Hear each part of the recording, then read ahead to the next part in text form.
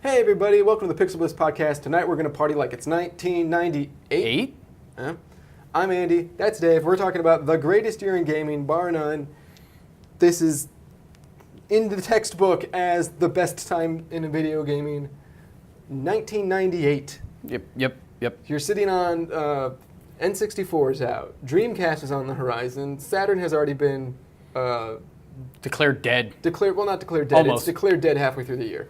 Yeah. But it's going to be declared dead, but still has the bright, shining jewel in its crown on the horizon. And we're in the middle of PlayStation land and PC land. Yep. PC has just launched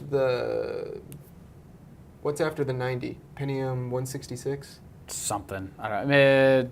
Yeah, we'll go with that. Yeah, it's whatever the main... We'll start with PC because...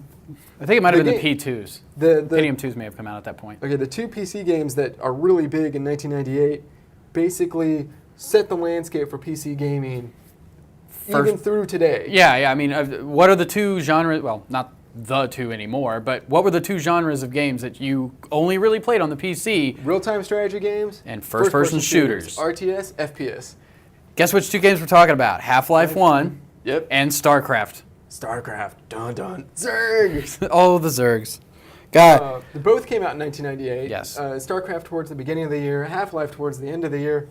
And oh my God, when I played Half-Life, I remember my accounting professor in high school, because you and I were both freshmen.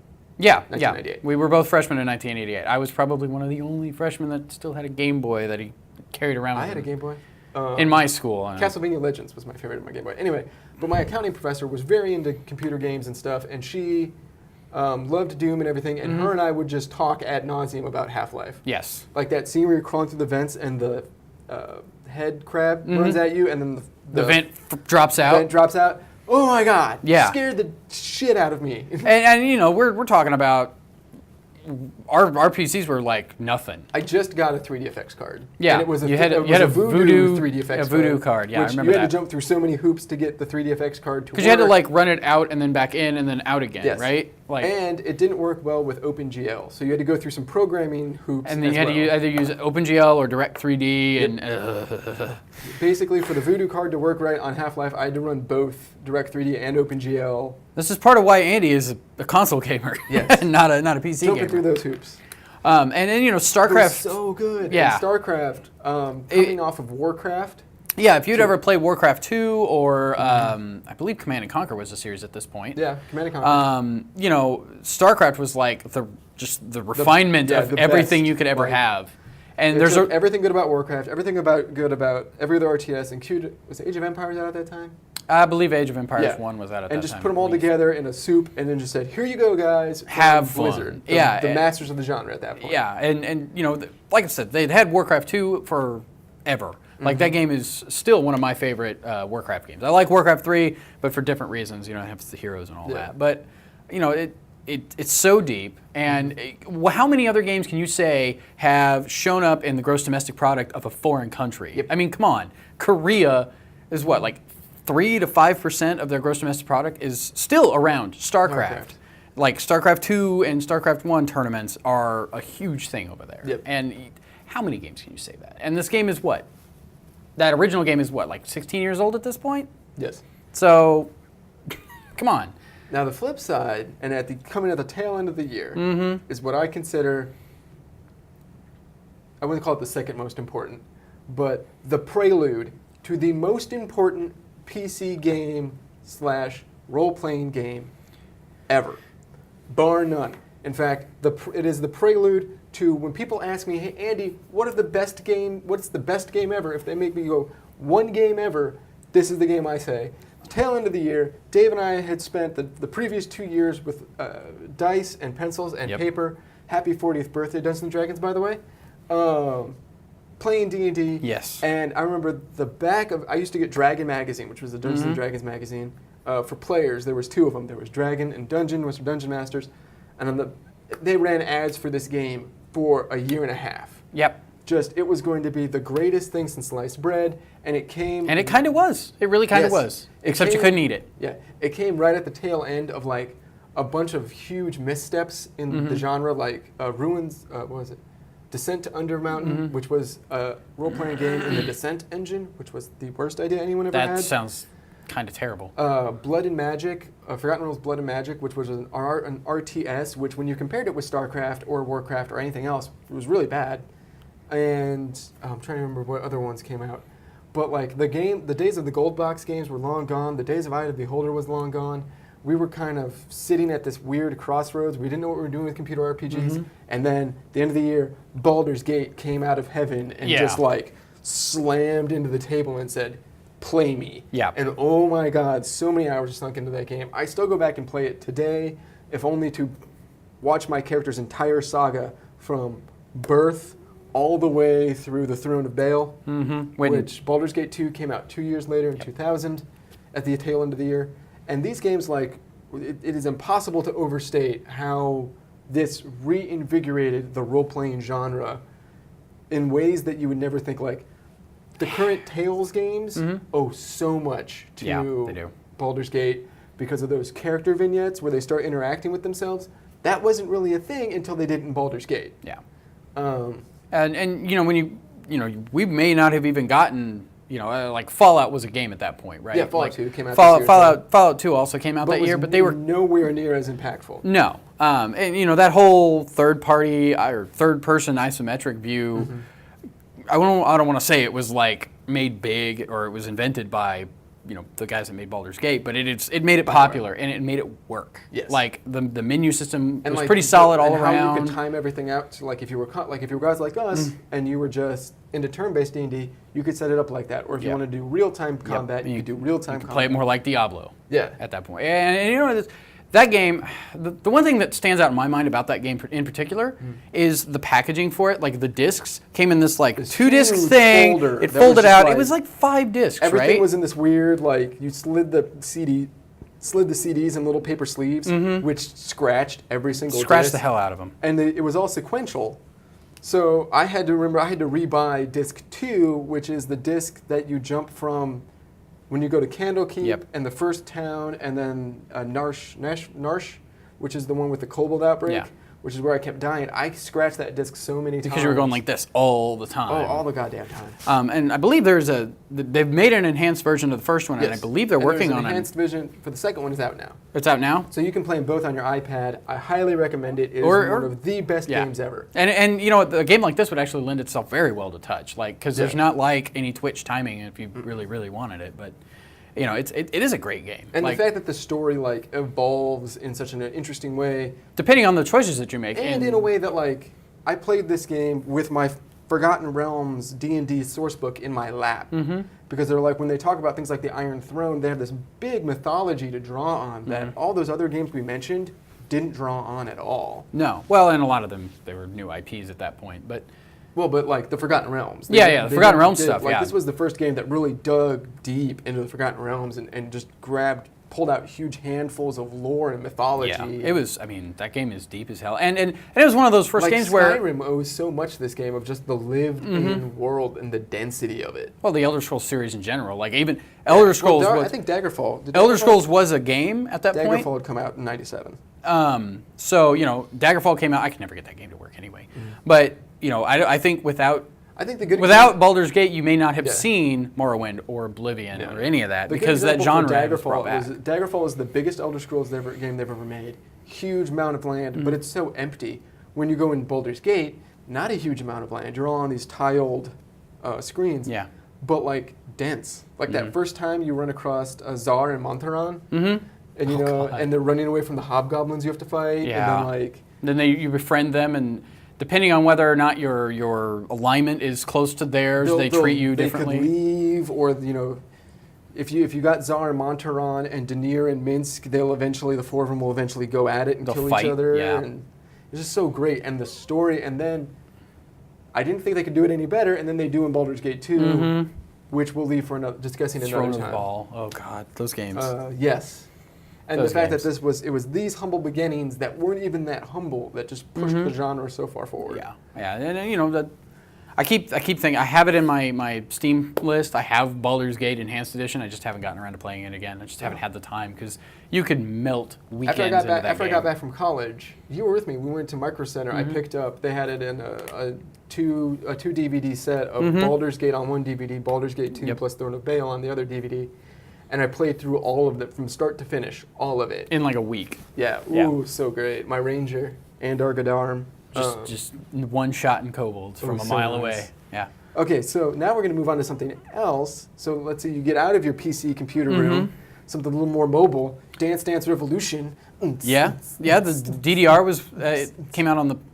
Did it come out on the, it came out in the arcade, It came right? out in 98. Yeah. Breakin' Police was the song. Breakin' Police. Yeah. And just that you would go like we hadn't seen our arcades had taken a pretty good nosedive after Street Fighter, and all of a sudden there were DDR machines everywhere. I mean, you had your grocery stores. You had your Well, I don't think I ever saw a DDR machine in a grocery store. I did. But one of the casinos that's close by had a big freaking arcade at that point, and they had 2 DDR machines and a ton of like crappy racing games everywhere. But DDR always had a line. There was always like dozens of kids standing there. They were doing like one fat. It became kid the that new was Street super Fighter. Good at it.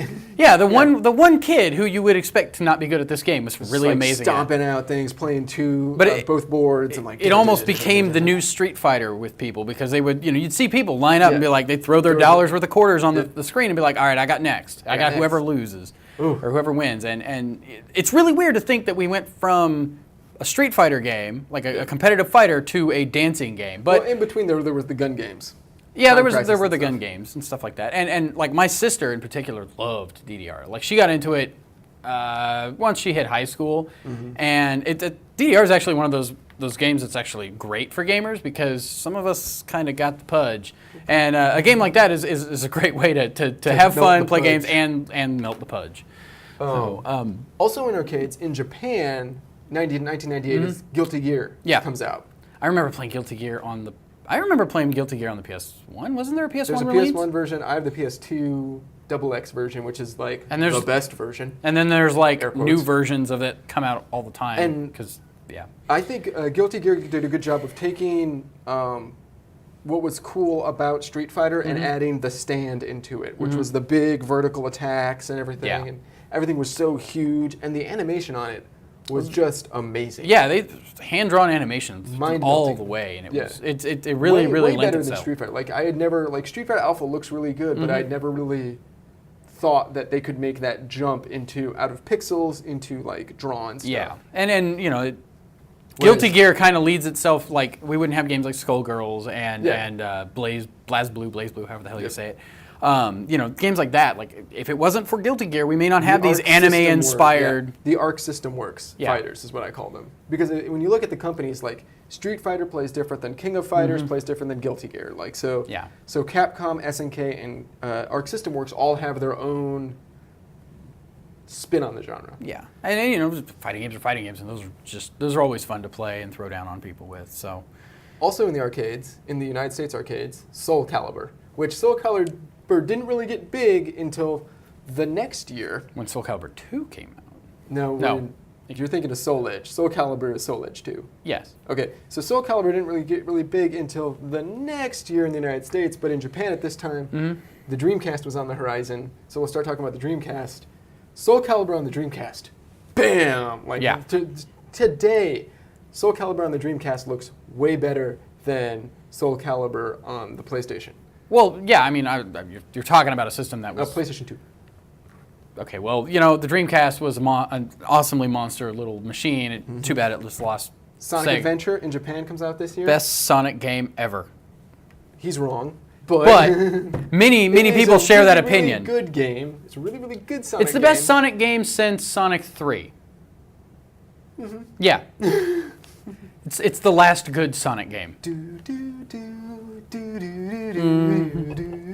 Anyway. So the Dreamcast lands in Japan in 1998 and just knocks doors off. Sold really well in the beginning. I remember we were reading our articles about the Dreamcast like, oh my God, this is so amazing. This is going to be so awesome. But it wasn't going to come out until next year. Yeah, we kind of got hosed and didn't get it until 1999. But the thing we did get in 1998, though, was the last crown jewel in the Sega Saturn's crown, Panzer Dragoon Saga. Uh-oh. Which is Watch out. King might sue you. Oh, King might keep... Oh, wait, never mind. This is 1998. 1998. Okay, so Panzer Dragoon Saga, like, not only, like, Panzer Dragoon was cool and, like, it's a Star Foxy type game. Yeah, you're flying around on a dragon. And Flying around a dragon, it's basically on rails, but Saga, the story's interesting. It's an RPG, and it's an RPG with, like, depth of field and weird tactical attacks and everything. And, oh my god, is this game expensive now? Yeah, I would imagine it's not cheap. I mean... It was one of the, I think... It was probably one of the... Don't quote me on this. I think it might have been the no, it's not the last American Saturn game minute. It was one of them. The last American Saturn game minute was not super the Working Designs translation of Magic Knight Ray Earth. That's... I don't even want to think about how much that would cost. It's Working Designs. So it's already... Sega Saturn. Like, and it's anime. $150 minimum, probably. Like, I would imagine that's in the 300s. Yeah. You know, we're But talking... this was one of the games that, like, all the game magazines talked about. They were like, Final Fantasy VII, pshaw, Panzer Dragoon Saga's where it's at. Yeah. Well, I mean... And I still haven't gotten to play it. Well, at least you have a Saturn. At least I have a Saturn. And you know, we also got one of Nintendo's biggest franchises in 1998 I believe it came to the U.S. at that point. Pokemon Red and Blue. Pokemon Red and Blue. Okay, so we'll move from the Sega Saturn on. And then we're talking about Game Boy games now. Let's end on the PlayStation because the PlayStation has the biggest list for 1998. Yeah, you love it. But personally, like I remember hearing about Pokemon when I was in like 6th grade, 7th grade. Yeah, we heard about Pokemon a long We heard time. about it a long time, and in fact, it. I actually got. I can't believe I'm gonna. So dorky. I'm not gonna say this. How dorky is it? I had to do. We had a project in 8th grade about like making a magazine or whatever, and they put me in charge of entertainment, and I'm like, fucking video games, done. Yeah. And I did an entire article about Pokemon. It was like a 4-page thing. Pokemon wasn't out at this point, was it? It wasn't out in this country yet, and I had done an article on a game. Dave was about Pokemon. When Pokemon launched in the United States, they also launched with the cartoon, and I was in high school at this point, mind you. And Dave's family took a road trip. Now, Dave, let's hear about this road trip. Which one? This is the one where you got to go see the Pokemon launch, right? No, we didn't. We went to the card game launches. Oh, the card game launches. We didn't actually go to any of the game launches, but we did, like, me and my sister would play we would play the emulated versions of the Japanese copies of the game, and we had no idea what the hell was going on. We were just like, oh, let's just go.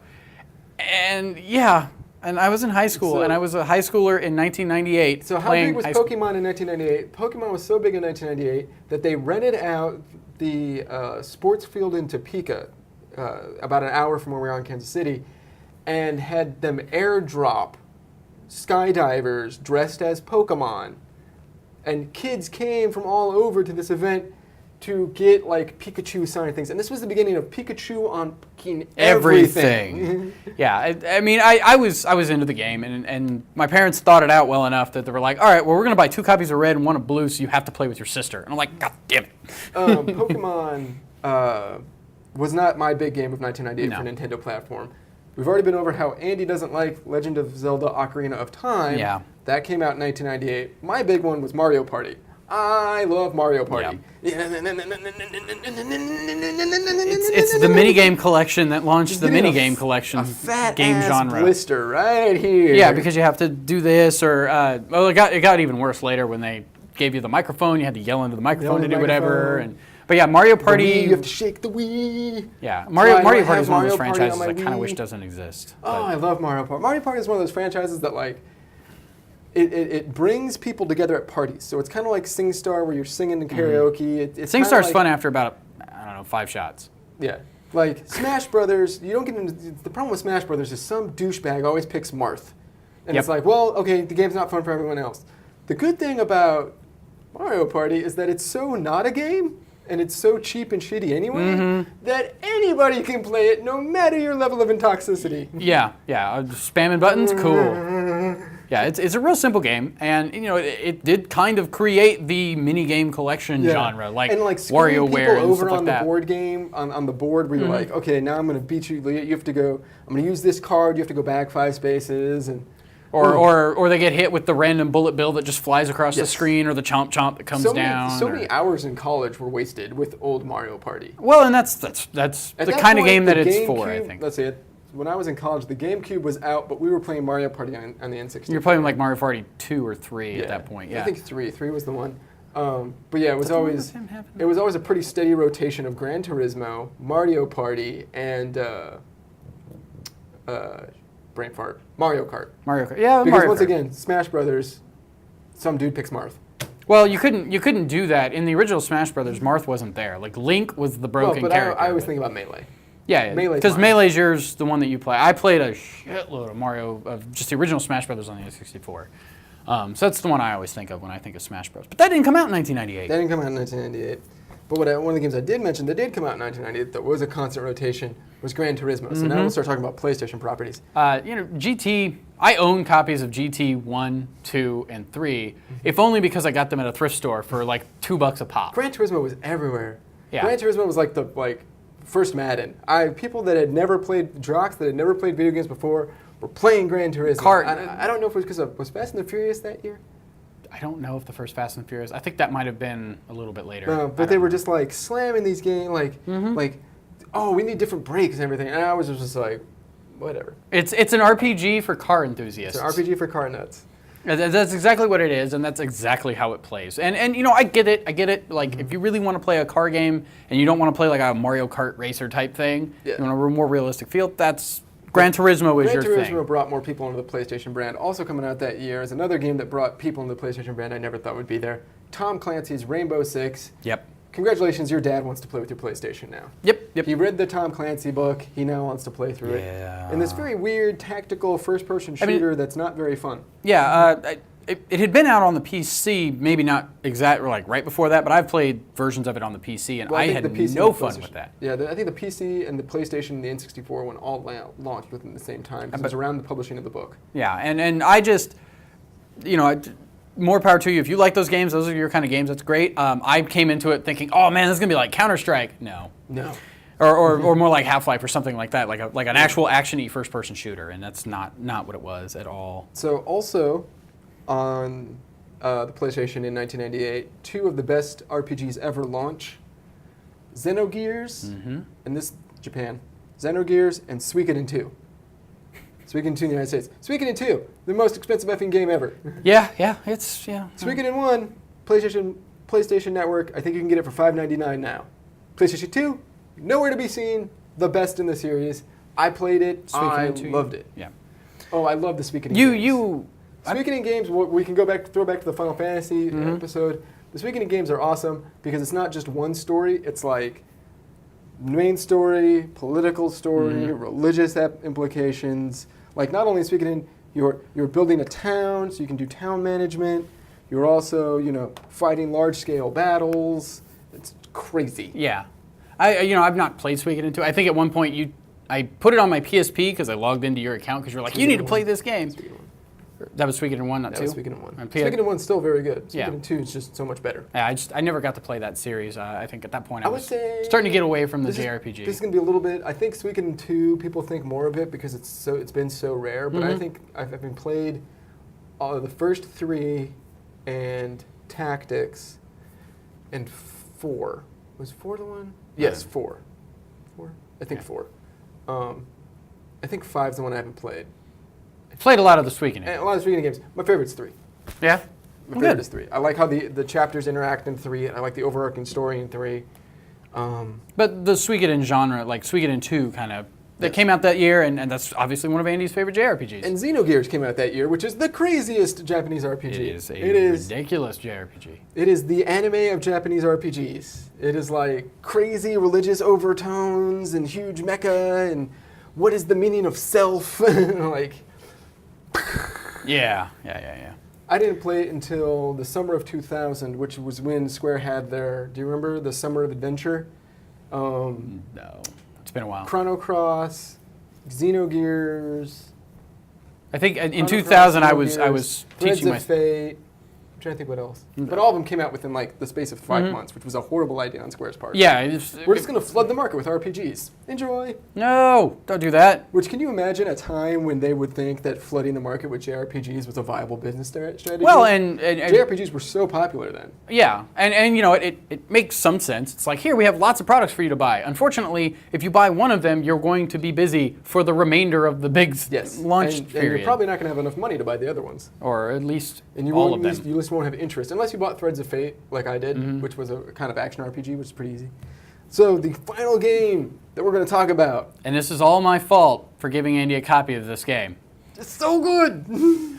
Without this game, I wouldn't be a PlayStation fan. And it's still my fault because I gave him the PlayStation. Game, I probably wouldn't be into gaming. I probably would have. I would have left gaming when would have gone into movies or something. Yeah, when PC gaming got too hard, I would have left gaming, and I would be one of those guys that just games occasionally. So I saved Andy's gaming life. Sweet. But oh my God, is Metal Gear Solid so good? It is really good. Between just the story of you're this super ninja guy, or not super ninja guy, but super spy guy. You have to infiltrate this base to stop dudes from using this crazy weapon. It's good, and the action, the stealth genre. Yeah, it basically made the stealth action genre. Yeah. It made Splinter Cell look like a tech demo or a proof of concept. It revolutionized how games were presented. Instead of like it was real cinematic. Instead of like it's a Mario game. You Bowser steals the princess, and you go through a set amount of levels. Yes. There might be a world map, there might not. That's basically was the that's Mario game. Repeat of action games until Metal Gear Solid, where it was like, okay, we're going to take this and wrap it all in a story. Yeah. And it's going to be presented with like cinematic camera angles and low shots and high shots and close-ups. And that was one of the things that really like stood out with this game in particular was it was presented like a movie. It wasn't just a game where you have a static thing and all this. You were saying that you have the really awesome shots. To finish it. Yeah, because it's like you needed to know how this ended. You need to know what happened to Meryl and Otacon and like, how you're supposed to stop Liquid from effing up everything. My favorite shot is after you fight Liquid on top of after you've blown up the Metal Gear, Metal Gear Rex, and it's all destroyed, and Liquid is walking towards you with the flames behind him, and the screen blinks because you're in Snake's head. That's the camera viewpoint. He's like, and you're like the depth of focus is shifting back and forth because you're all knocked out, and then you get up and you're just fighting on top of the Metal Gear, destroyed Metal Gear Rex. Yeah. I was like, this is the bomb diggity. Yep. Which is boom, like that final like on the gun turret sequence, which I guess we have Metal Gear Solid to thank for turret sequences, but there's a difference between what we saw in like Duke Nukem Forever turret sequence where it was just bad and when like it has a point. Being on the Jeep with Meryl as she's trying to get you out from the exploding base, and you're shooting at Liquid's Jeep trying to get it to so blow he up. dies and it's just like, oh my God, so great. And the game didn't think you were an effing idiot for playing it. My favorite one is if you can't remember Meryl's codec number, it's just like, it's probably on the back of the CD case. Because he's like, her codec number is 5. It's on the back of the CD case. It's like, oh, yeah, boom, genius. Yeah, it's really, really cool. And the result. Things cool too. Like if you the second time I played it through, the first time you got the codec, I searched up Meryl's thing, and you hear like a part of her conversation that she's having with static. But then the next time you tune it in, it's just static. Yeah. And if you play around with the codec thing, you can hear stuff that you may not, like the character isn't necessarily supposed to hear. You can just eavesdrop on people and stuff like that. And the whole thing where crawling through vents. Yeah, the crawling through vents. Like the radar in that game was amazing. Best. Like that was the best thing you'd ever seen in an action game at that point. Yeah. Dun, dun, dun, dun, dun. Like, oh my God, panic! Like when they see you. That used to be my text message alert, and that's a bad idea. I changed it because my heart would just race. You wake up and go, what the hell? Somebody just saw me, and now I need to kill some guy. That Snapper Wolf fight? Yeah. Awesome. Yeah. Oh, the other thing, like, there's so many moments in that game that were just, like, jaw-droppingly awesome at the time. Like, on top of the radio tower with them fighting the Hind. And then the Hind crashes into the side of the radio tower, and you got to grab the rope, and you got to rappel down the side of this radio tower while it's blowing up. Yeah. Like, I was just like... And then And then there were like the technical tricks and the like kind of goofy stuff that they used to do, like when you get to the Psycho Mantis fight where you have to switch your controller to make sure that he can't or he project. reads your memory card. And he's like, see, you're into Castlevania. Yeah. If you have a bunch of Konami games on there, he'll start rattling those off and things like that. Like that, those are the kinds of things that like I just love about that game. Yes. Now, I haven't. Or like that first level where you like swim up and you're going through and the credits are popping up around you. It's just like to this day I'm like, that is the easiest way to get me excited about a game. Yeah, and it's like we're just gonna start. Screw rolling the credits. It was go. It was what I. Like the first really popular game that made games movies. Like in the same way that we look like at movies as being art, like Metal Gear Solid is one of those the commercials things where it's like they're training the guy. And he's like flopping around in a wading pool, and they're like, "What is this going to do?" He's like, "Oh, it's a suicide mission." Snake. But yeah, I mean, like the way that we look at movies as art, and the way that Hideo Kojima just said, no, you know what? I'm going to make this a movie that you can play. Yeah. And that's what this is. This is the first one that like the game development team was like, we want to be like movies, and they were like, no, we're going to do it better. Yeah. Like I still think like a Metal Gear Solid movie, like I will buy 8 tickets to. It's just genius. Yeah, and you know what? I would like to see that, but I don't think you get to play Snake. Kurt Russell. No, you can't have Snake Plissken.